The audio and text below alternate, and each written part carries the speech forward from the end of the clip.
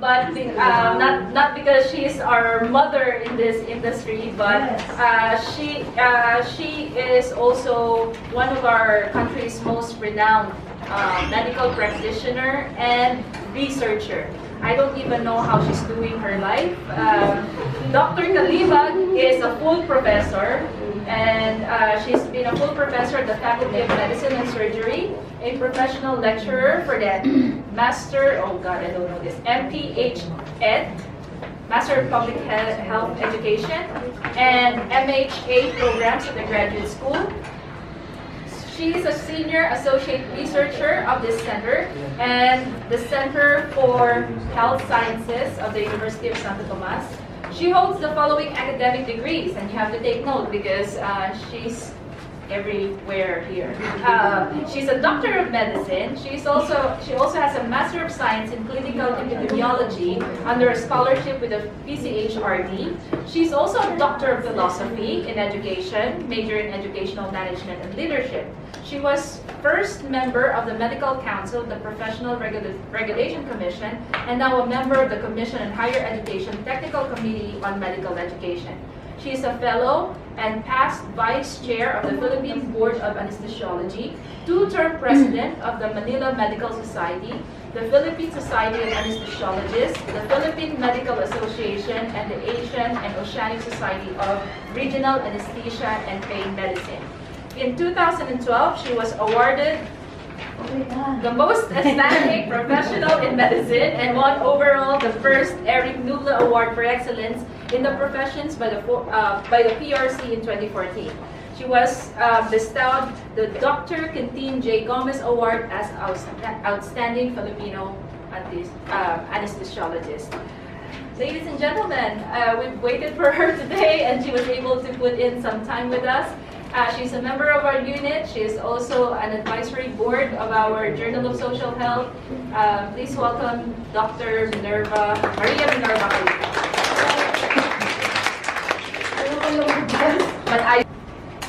Kasi iba, they like having one cell phone na iOS, tapos isang Android, diba? Ako, I have my iPad, I have my iPhone. Kapag hindi ito umandar, pwede ko siyang gamitin. I can hand off yung kung ano man yung nandito to another. So, yan ang magic. Unfortunately, I cannot read this one. Kaya, ito mabasahin ko. Kaya mo talagang ito. Bakit sabi mo di ay nag-sing the lecture?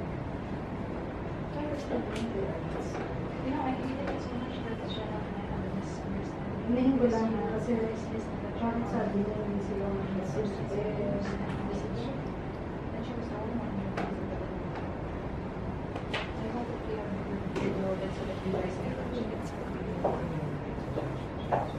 Yan din lang ang technology. Kasi habang magaling ka sa technology na yung kalaban mo.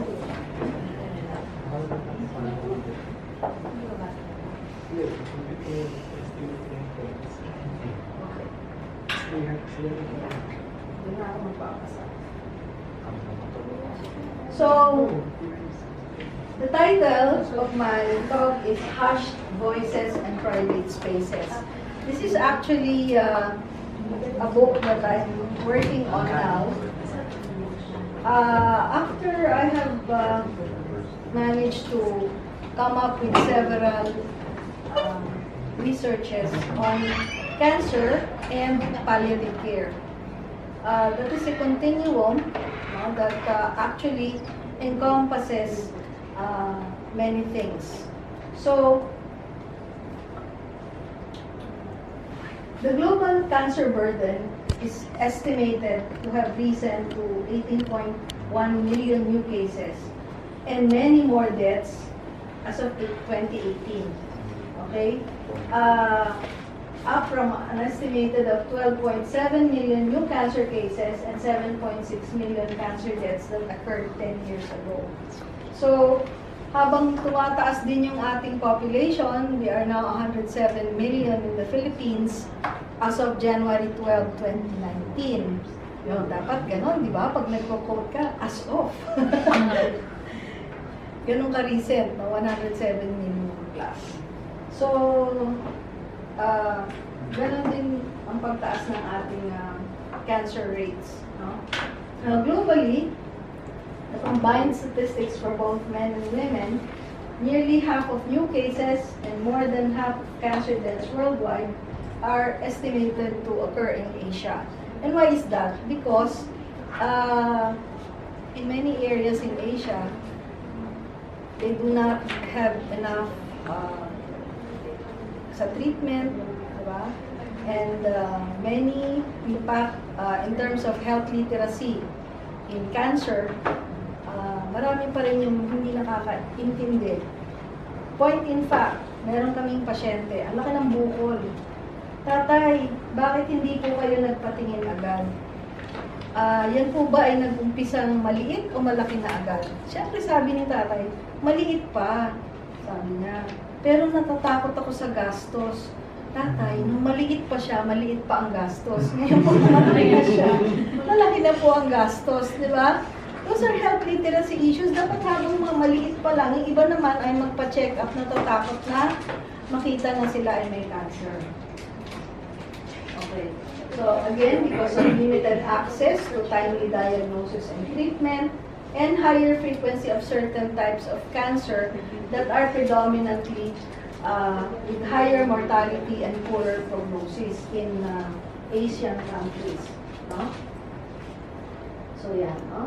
The total number of yung 5-year prevalence ng mga survivors are in fact also increasing, and therefore so more reason to actually engage them, especially yung mga cancer pain, no?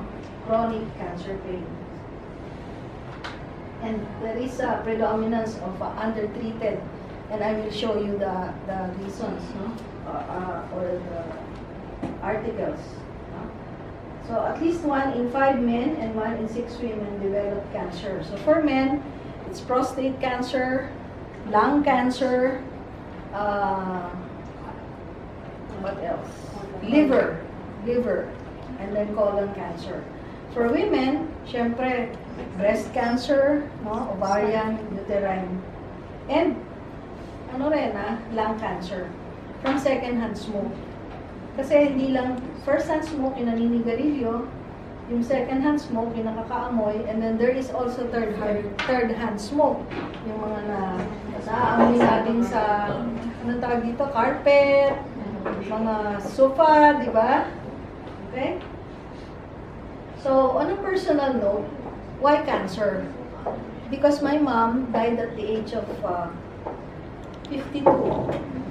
I was in first year medical school when she had her cancer. She was writing her thesis for her masteral. Hindi niya na natapos yun. So, sabi ko sa sarili ko, pagka ako'y nag-masteral, kailangan tatapusin ko siya. No? Hanggang nakarating pa ng dissertation. So, one, my mom, an aunt, maternal aunt, 2 paternal aunts. Yung isa, madre, ayaw niya magpatingin. Kasi, madre, ayaw niya magpatingin ng breast. Diba?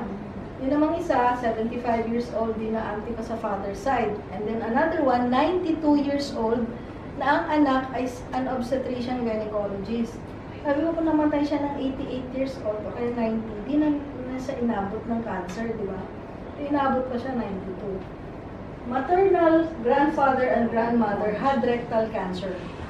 And I asked kung bakit yung aking tatay ng tatay ko, laging side view ang kanyang picture. Yung pala meron siyang oral cancer sa kanan. Brother, also of my father, died of biliary tract cancer. Yung flawed ang aming genes. Diba? Kainis. So I witnessed how they physically suffer from cancer pain. And kaya siguro, kung iniisip nyo, I try to do things now, no? Because I always think that we're on borrowed time. So, dapat talaga do everything that you can do now. Pain brought about by chemotherapy at saka radiotherapy. And we're not just about not talking of physical pain, but also emotional pain, no? So, yun, conquering cancer pain and increasing awareness about palliative care for the terminally ill has become a personal crusade for me. So, back in 2007, we wrote this because at that time, we noted na opioid phobia sila sa Amerika, and yet here in the Philippines, we are not able to give them the opiates. At that time, I was part of the Philippine National Formulary, so we were pushing for the opioids. I was part of the what do you call this, Dangerous Drugs Board, Technical Working Group, to allow us to give opioids to our patients, because that was one of our setbacks. And we did the paper in order to show and influence policy. Diba? Kasi kung di namin yan gagawin, anong proof nyo na kailangan natin? Diba? And then,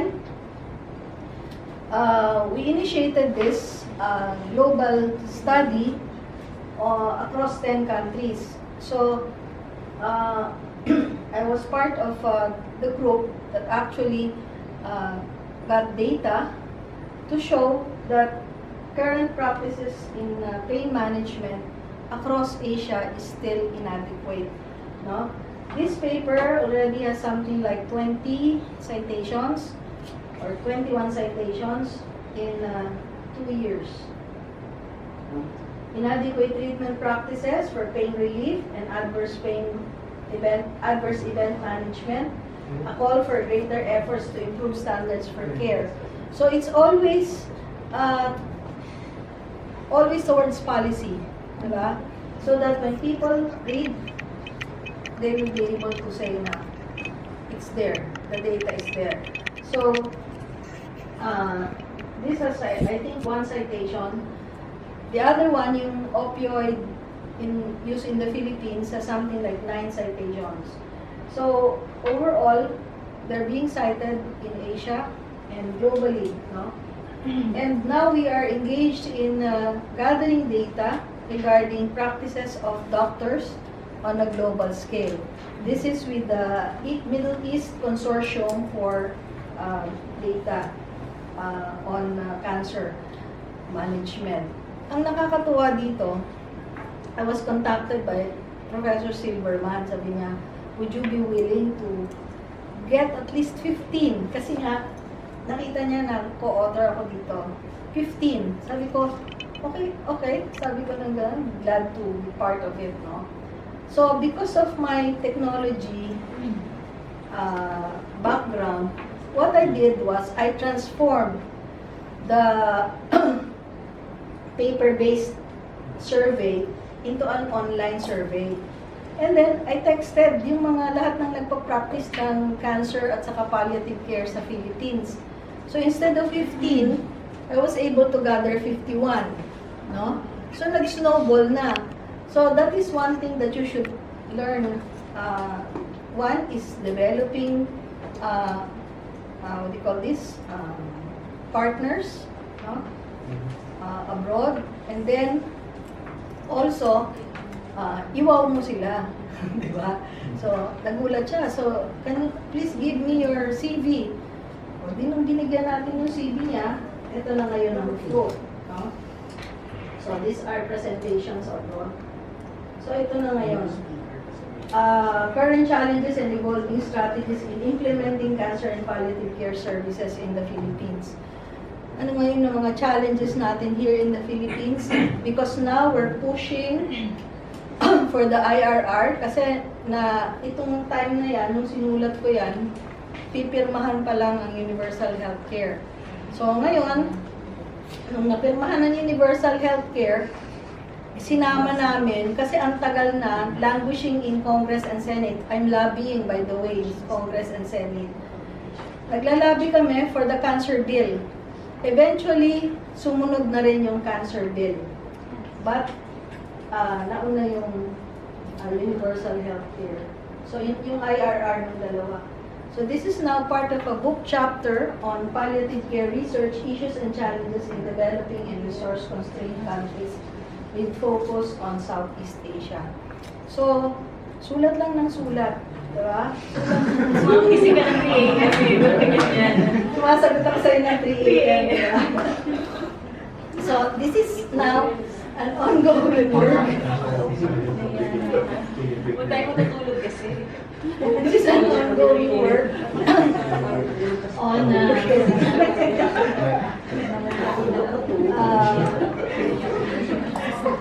qualitative researches in cancer. And this is based on psycho-oncology, which investigates, of course, the psychosocial and emotional aspects of cancer. At saka huwag kayong tatanggi. Pag sinabi sa inyo, ano, what is our next topic? Ganun agad. Di ba? Doctor, what is our next topic? How would you like to expound? Oh, of course. Ganun ang sagot. Di ba? So we're now working on cultural and religious aspects of cancer, palliative care. So yeah, coping with cancer is a prime focus for researchers. So, I started this 10 years ago. Parang para akong bumubunggo sa pader when I started qualitative research in medicine. Ang paradigm kasi doon is always quantitative. Everything should be counted. So I had those researches also about counting, no? But, and then of course, yung mga book chapter at saka yung sa palliative care are meta-synthesis. But there is always a place for finding the voice of the patient, diba? So the practice of medicine, besides, is one that is rich in narrative communication. Lahat ng tao, tawa ka kayo ng tawa pag nagkikwento ako di ba? We're all wired for storytelling. Pagka nagkikwento na, kikinig na tayo, di ba? Kaysa, nagbabasa ka, di ba? Pero pag nagkikwento ka na, no? Then, the narratives became a rich material for research. So yan, storytelling is the oldest form of verbal communication. So the art of medical narrative is finding a home now within the medical school. The UST Faculty of Medicine and Surgery, we also started with the Journal of Medicine UST, which is actually came after the Santo Tomas University, Santo Tomas Journal of Medicine. And doon talagang ipinasok na namin yung qualitative research, both for medicine, academics, at saka sa health. So, yeah. So, you have here the unique perspective of the narrator, the viewpoint of a patient, or the loved one, which dominates, no? The loved one is usually the caregiver. Some stories focus on conflict, others on resolution, and still others on unanswered or unanswerable questions. Some narratives are created to illustrate novel or unique viewpoints, no? Such as coping mechanisms, externalized thoughts, emotions, or uncertainties that can be universally shared.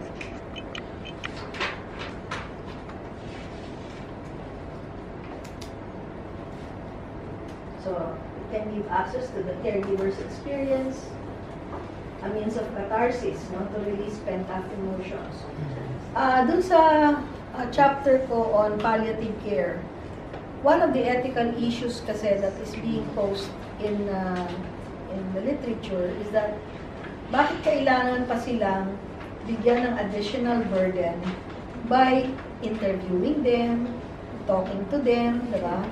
But that is the only way. They are kasi a vulnerable population. Kaya sila sentro ng ethics. No? Sabi nila, why talk to them pa? They are in pain. Diba? But ito yung reason eh. It is a means of catharsis, no? To release pent-up emotions. I will show you later what I mean, no? So, yeah. Narrative communication can be spoken, it can be written, it can be in the form of photographs or drawings, no? Okay. So the lens through which cancer caregivers, survivors, and loved ones see the world is often focused on universal themes such as fear, hope, loss, love, uncertainty, threat, and legacy. Cancer narratives can do what hours of medical lectures or internet browsing cannot. No? They're actually able to frame your daily dilemmas and emotions within a shared experience. So, kakaiba siya. Diba? And yung mga reflections ng mga students who underwent qualitative research, whether for cancer or for any other topics, they found out that they have a new way of looking at things. I had one where the participants are actually teenage pregnant patients. But these patients are in sheltered homes. So may kakaiba siya, no? Merong ibang teenage pregnant pero nasa bahay, kanya-kanyang bahay sila, no? But itong in-interview nila are in sheltered homes. Of course, we have to protect anonymity, we have to protect the confidentiality, no? And everything should just be, what do you call this? Told in research as aggregate, no? In teams, no? So, photo voice are photographs for more vivid portrayals, while others use cancer blogs. This is actually a blog, no, of a photographer whose wife suffered from cancer. So, dinocument niya yung mula ng diagnosis hanggang sa pagkamatay ng asawa niya. No? So, this is both photographs in blogs. No? So, of course, we know phenomenology, no? Different types, descriptive or hermeneutical, eidetic, essence or transcendental phenomenology, and ideological or constitutional phenomenology. So, profound understanding of the human experience. Oops.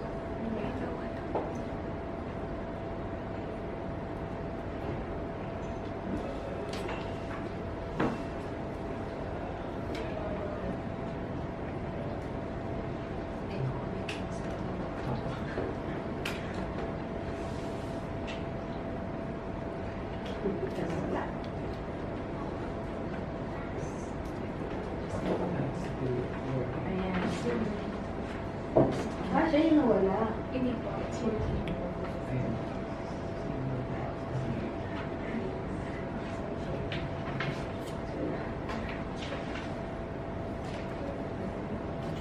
Experiencing cancer to the eyes of the Filipino child. No? Ang may cancer yung bata. So, they were recipients of our advocacy. So, what we did was drawing, no? Conscious doodling. No? So, we asked them, no?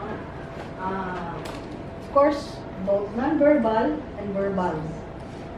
Because after they drew, we asked them, bakit ganyan yung picture? Diba? So, the disclosures are clustered under 3 themes: adapting, enduring, and transcending. Adapting comprises the sub-themes diverting, take through, Ingressing, pass through, the experience. Suffering, grow through, yung mga ano nila, no? Chemotherapy, yung tusok-tusok. So yun, yung mga verbalizations nila doon. Enduring comprises the sub-themes unburdening or breakthrough. Nurturing, walk through together with the parents, no? And persevering, see through. Transcending comprises the sub-themes assimilating, brace through, surviving, live through, and uplifting, come through perspectives of the subjects. Intaglio, impressions of the Filipino child with cancer-stricken parents. This time, it is the child, no, who is looking at the parent with cancer. So, here, we explored role reversals. No? Children are a vulnerable population, often devoid of voice, who rely on their patients for care, for safety, but this time, baliktad. Kaya di ba, ano ba ang kabaliktaran ng intaglio? Cameo, di ba? Ang cameo paumbok. Ang intaglio lalim. Depression. Ano ba? Talaga mag-qualitative research, medyo dapat malaro din ang isip mo, di ba? So here, thoughts of depression. Diba? Convex at convex. Cameo is convex po yung cameo. So, convex. Ang cameo nakaumbok. Concave. Hindi, convex. Convex si cameo. Convex. So, kasi role reversals nga eh. So, tips are, they have thoughts of depression kasi all of a sudden, the father or the mother is not coming home, no? Tapos sabi daw sa kanila, may sakit, si tatay, hindi makauwi. Then, you have tears of repression, evoking diversionary thoughts. Moans of suppression, evoke feelings of rejection kasi ayaw padalawin sa ospital, no? Ayaw ipakita yung parent while they're suffering. Kasi yung parent, syempre, ayaw nila na makikita ng mga anak nila na nagsasuffer sila. So, chains of oppression evokes feelings of powerlessness. And images of expression evoke feelings of hope and acceptance. Here, images of hope. Photography as therapy among Filipino adolescents with cancer. Leukemia sila, leukemic patients. So, we had this photo session with Photo Tomasino to teach them how to focus, mga ganon, backlighting, mga ganyan. So, the theoretical framework is the Hope Theory of Singer, 1994. And, yan, define the hope as goal-directing thinking to produce workable routes to goals, pathway thinking, and then sustaining movement towards a pathway, the agency thinking. So here is a photograph taken by a child. Hindi masyadong halata kasi maliwanag tayo, pero maraming vandalism yung puno, no? Mga uka-uka, mga ganito. Sabi niya, I can see myself in the tree. Kasi ako marami akong tusok-tusok. No? Marami akong gano'n. So, they evoke feelings of sadness. Pero, yung counterpart na kinuna niya ng litrato, yung tatay niya, who was relaxing together with the stage of the Benavides. No? Kasi ang sabi niya, yung tatay daw niya, yung lagi niyang kasama. So, it gives her hope na relax yung tatay niya, no, na hindi siya mukhang nahihirapan kahit inaalagaan siya, no, yan. No, the father won't get too worried or too sad, he would always become relaxed and with a positive outlook. And that's how he liked to picture his father. So, yan. So, pagdatas ng photo session, of course, we had the interviews. Yung tinatawag natin ng photo elicitation. individualized visual research method wherein the participant will use photographs inserted into research interview to explore a particular topic. Photo elicitation. So, para ano rin siya, yung conscious doodling, pero drawing kasi yung conscious doodling. These are visual means to evoke narratives. Ito naman, being NED, or no evidence of disease, the phenomenography of blogging after cancer. So, these are blogs of cancer survivors naman. Okay? So, yan. So, ang theoretical framework is Pim Baker's expressive writing paradigm or emotional writing paradigm. So, importante yung paradigm, importante yung theoretical framework because that's how you're going to frame the entire study. That's how you're going to tie up all the loose ends of your research. So, many patients find the expression of negative emotions difficult, no? Recent evidence suggests that the emotional writing paradigm developed by Pim Baker can improve psychological and health outcomes in cancer patients. Sa Facebook, you will see many, no? Diba? Mga ano sila, bandana, no? And they will say, all their feelings, they pour out all their. And sometimes you can see na yung asawa naman ang nagnanarrate, no? Diba? So, these are, if you get the consent, no? Perhaps, at saka public domain na to eh. Paano yun? Public domain na yan eh, kasi nakalagay yung pangalan nila. Sabi ko yung speaker kahapon, kailangan ko ng consent daw, by public daw. So, you still have to get the consent. Okay. Ma'am, sorry, 5 minutes. Okay, lapit ka. So the internet, new ways of patients reconnect in electronic media as in cancer blogs. So, lapit. So paintings, ito yung theoretical framework is social network theory.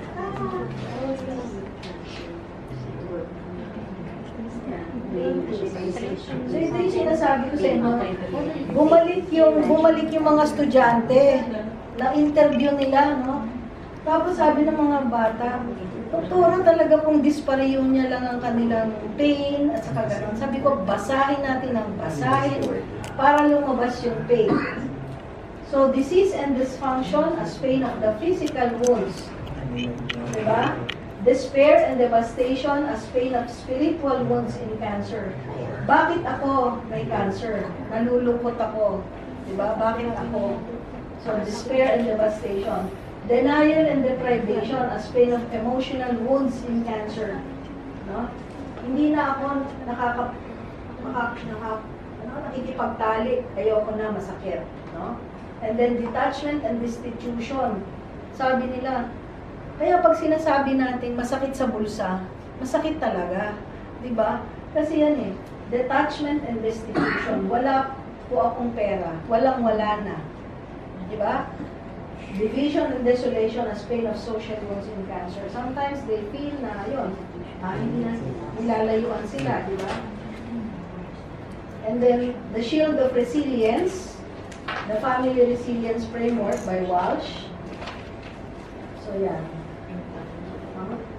Family resilience framework. Okay. And then here is the phenomenology of Filipino meals. If you will notice, I always put Filipino. And it is one of the keywords. Because when people want to make a global thing, they look at Filipino, Malaysian, Singaporean. Pumunta kayo sa Singapore. Lahat ng papers nila, Singaporean. Singapore. Because they want to, what? Increase the index, no? Kanilang citations. So, yeah. Social network theory. Ito naman, ginamit ko namin ay the face, no? So, this study hope to give them voice, yung mga spouses na Filipino males as caregiving spouse. Transactional model of stress and coping. So face down, face away, face it, face with, face up. Why the face? The face is a metaphor, no? Bakit minsan pag nagre-reunion tayo? Uy, bakit ka naman batang-bata ka pa? Di ba? Kung tingin ka dun sa isa naman, magkakaklase kayo pero parang matanda. Why? Because the face is emotionally invested. And depending on where you're looking at, face down, face away, face it, face with, or face up, di ba?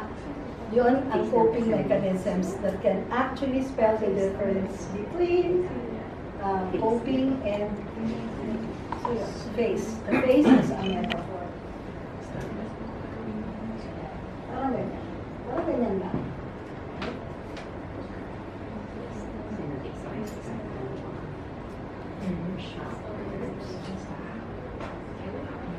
Face away.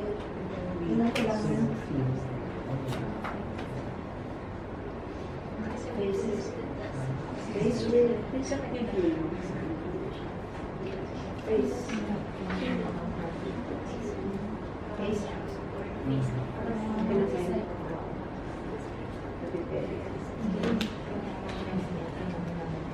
I may be broken, but I can be healed. Okay? Thank you very much. We were not joking when we told you that Dr. Calimag does not sleep. Yeah, so she answers my email sometimes at 3 a.m. and 4 a.m. All right, at this point po, maybe you would like to ask Dr. Calimag about some questions. I'm sorry that we have some new faces in the room. They're my students. It's just that I feel bad as a teacher that I'm not teaching them today. So to get rid of my guilt, I invited them to attend to hear to learn something because they're on rehab sociology. So any questions for Dr. Calimag?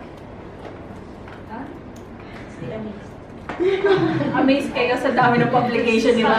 Nakakatawang part ko, yung sabi ni Dr. Calimag, so this is my old publication, yung 2019 na journal, and it turned into a book. Parang, ay, 2020 na ba? So ilang pala dapat pinapublish within a year. So, meron po ba kayong questions? I saw a hand. There. Another doctor ba? Eh, pero ma'am, ano po, personally, I'm Municipal Health Officer po in San Juan, yun talaga po. Na-miss po ako ma'am kasi for so long, kasi I'm also a mother of 3.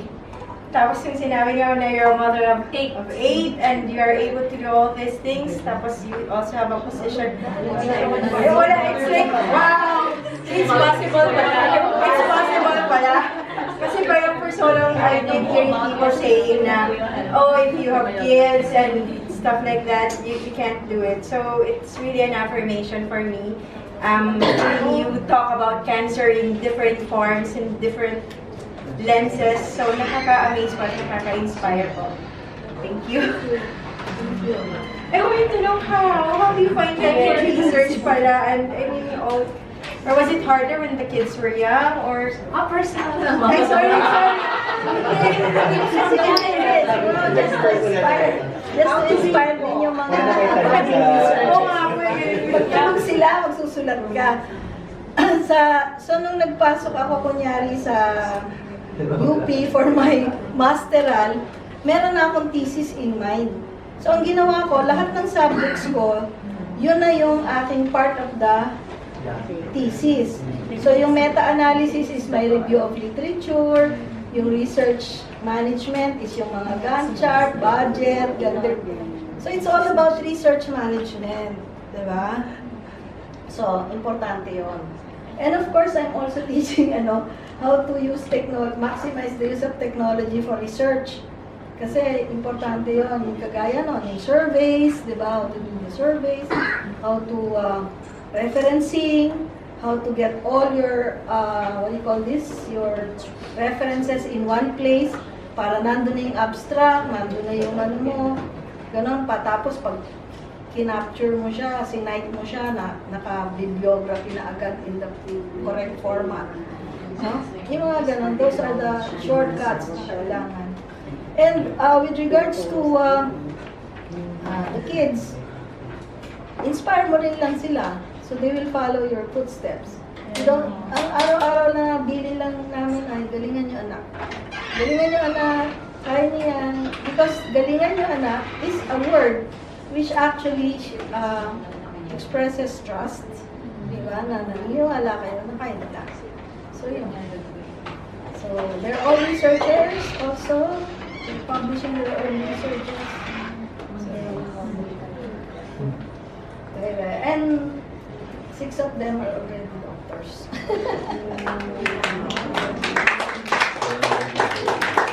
Maybe one thing that we could ask Dr. Calimag is how she is mentoring students and at the same time collaborating with them. Because some of you are teaching, maybe you want to know some key points that how she's doing this. So at first, sabi ko nga para akong bumubunggo sa pader. Because iba yung paradigm sa medicine. Sabi ko, bakit yung qualitative research na journal, puro nurses ang nagsusulat? Walang doktor. Ano ba yun? Cure ba lang tayo? At sila lang ba yung care? Dapat tayo cure and care, di ba? Kasi ganun dapat eh. So, sabi ko, hindi. Magtuturo ako ng qualitative research during the first semester. Sino gustong sumama sa inyo? Tayo na. Research tayo. So, lahat. Pagka paano ba naman? Feasible ba naman mag-clinical trial yung mga estudyante? Binubuno pa nila yung kanilang mga studies, di ba? So, the important thing is, doktora, paano namin iti-thematize? May naisip na po kaming themes. Ha? May naisip ka ng themes? Ay, hindi yan research. Kasi wala ka bang data. Sabi ko, di ba? Hindi yan research. Search lang yan. So, iba yun. Sabi ko, depende sa kung anong makukuha ninyo sa inyong sa mga inyong mga participants, doon pa lang tayo magkakaroon ng themes. Kaya nga yung isa sabi nila, ay, wala pong pain kasi nasa isip nila, pain lang ng di ba? Physical pain. Sabi ko, hindi, we will go through it together. So, go through it together.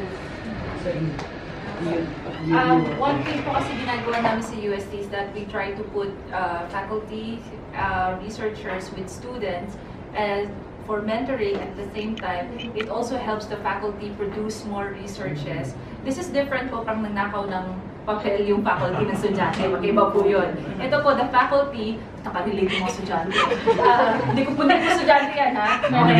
The faculty would typically guide the students during the course of the semester to write the paper, and after semester, that's the time that the faculty inputs their own work on the work of the students. Para po wala ring ethical issue kasi baka naman during the semester, ikaw na nagsusulat ng paper, kinraitan mo sa sarili mo. So in this context po, collaborative. So mas marami pong nagpapublish at natututo yung mga students. Maybe some of our faculty members who are kasi some of them are teaching 21 units, 30 units sometimes.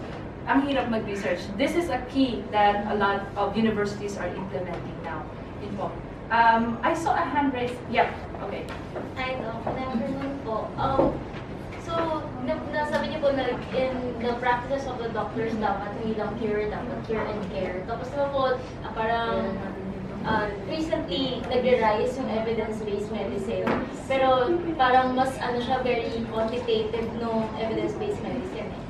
Is there a movement na may mas pumasok na qualitative and social research sa evidence-based medicine? Para din, kasi parang it's a beautiful idea na cure and care. And I think yung care part is doon talaga siya makasok sa social health. Kung magkakaroon ng social health research sa evidence-based.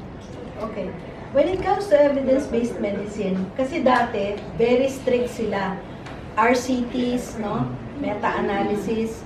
Pero now, meron na tayong tinatawag na real-world evidence. Because of the impact ng mga databases, so yung mga databases now, we do what we call pragmatic trials now, no? So these are real-world evidence, hindi na yung pwedeng bali retrospective analysis ito ng mga data. But pag, let's say for example, thesis, ngayon kasi hindi na tayo monographic. monographic pa rin kasi there is a push dito sa university na kailangan may publication ka from your thesis or dissertation bago ka makapag-publish ng dissertation by article. However, ang ginagawa namin, ako personally, pag nagme-mentor ng graduate students, dissertation by article, tapos saka namin minomonographic. Kasi mas mahirap yung monographic na gagawin mong by article. Kasi yung by article kasi may focused central question yon, may mga sariling findings. So what you come up with is a mixed methods research, and there are at least 5 types of mixed methods, no? Yung explanatory na qualitative, mga ganon, no? So merong exploratory, merong transformative, so mga ganon. So ngayon mas maganda kasi you can have quantitative data and then you have qualitative data as well. No? So parang naba-validate ng isa. So pwede kasing sequential, no? So pwedeng sequential, concurrent. So pwedeng pag concurrent, yung quanti at saka quali sabay. Pag iniintay mo muna yung result ng quanti bago ka gumawa ng quali, sequential.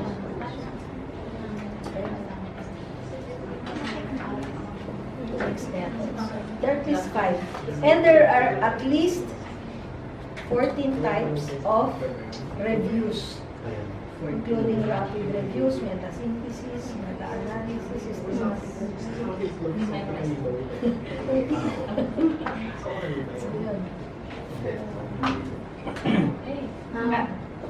Last question po before we take a snack. Yung next speaker po natin is on psychotrauma, and he's already in the other room. Firstly, ma'am, I'm honored to be in your presence.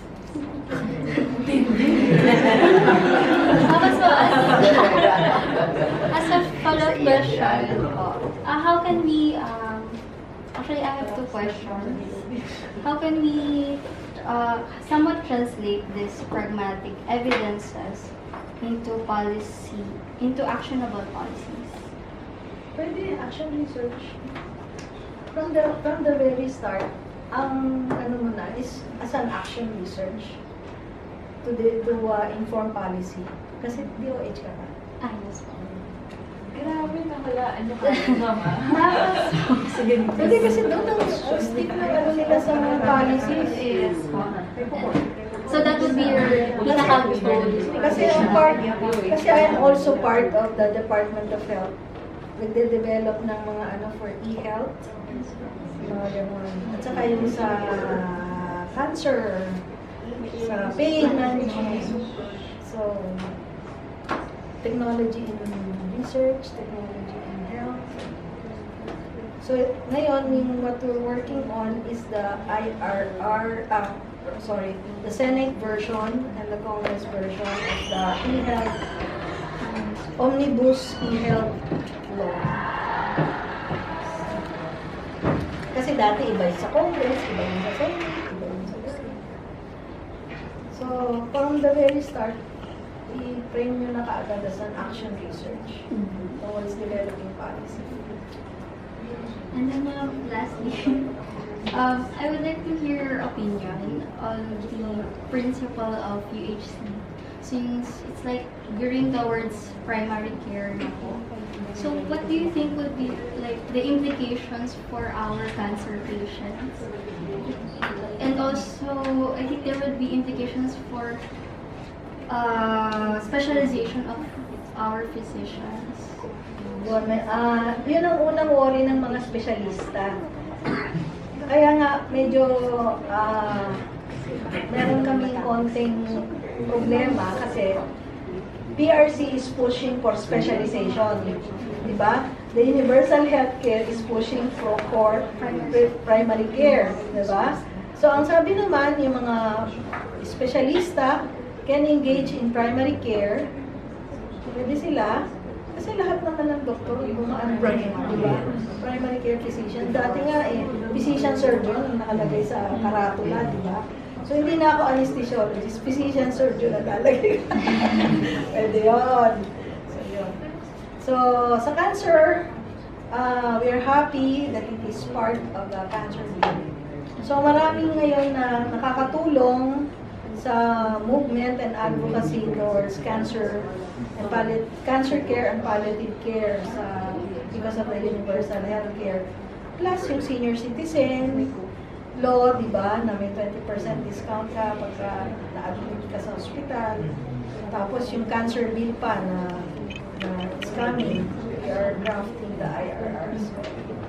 So yun, maraming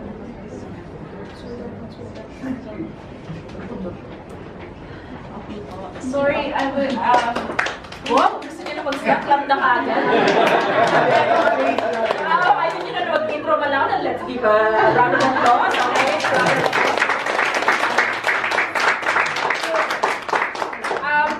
I will be sharing with, so one thing that we will do, since you guys are